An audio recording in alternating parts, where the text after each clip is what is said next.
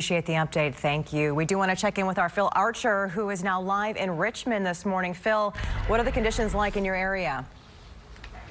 Well, I got to tell you, we left the station, I guess, maybe 45 minutes ago. This is usually more like a 20-minute drive. It took us that long to get down here on 59. 59, not a great way to go at this time. It's iced over. We saw several cars spinning out as we got down here.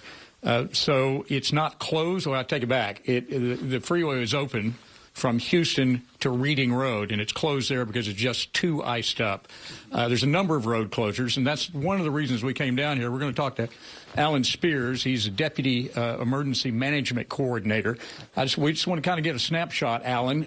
How's Fort Bend County doing now? You were telling me it was a pretty active night. It was a very active night. We did have a lot of accidents on the main lanes of the freeway.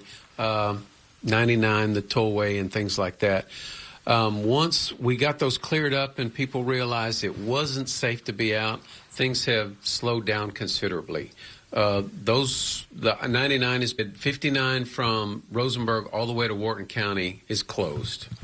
So we certainly don't want anybody out and about right now. It's just not safe. And of course, that's the advice coming from everybody. Don't go on the roads today because it's too dangerous. And it's also too cold. Right. I've lived in Houston, Texas in 1969, and it's never been this cold. It just cuts right through you. What's the big problem now in Fort Bend County? We're getting a lot of calls from people who have power outages, a lot of calls. How about you guys? That is the majority of the calls we're getting now. People are calling because their power is out, and they're having water issues, whether it's low water pressure, broken pipes, things like that. On those, we do our best to refer them to the CenterPoint Energy outage tracker, although the last time we checked, that system had been overwhelmed.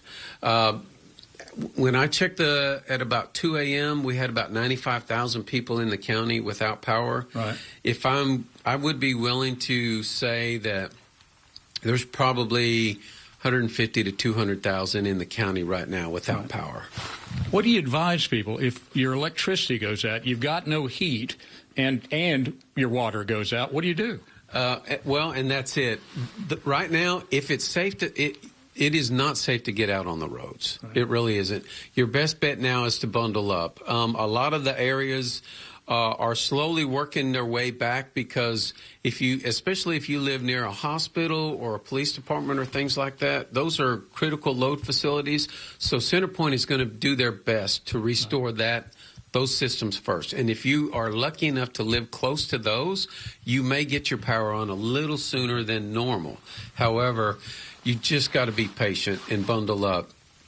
If it gets unbearable at your house, we're suggesting just go out to your car, turn it on, and let it warm up, and just kind of warm up out in your car for a while because it's just not safe to drive anywhere right now. We gotten to a point where the weather is that cold that your best refuge may be to go to your car and run the engine for a while. Unfortunately, it is. And that's a pretty good indication of what it's going to be like for the next couple of days here in Fort Bend County and across the region. So we're going to be headed out to talk to some of those folks that are without water and without electricity. We'll be getting back to you. Till then, I'm Phil Archer live in Fort Bend County. Well, thank you.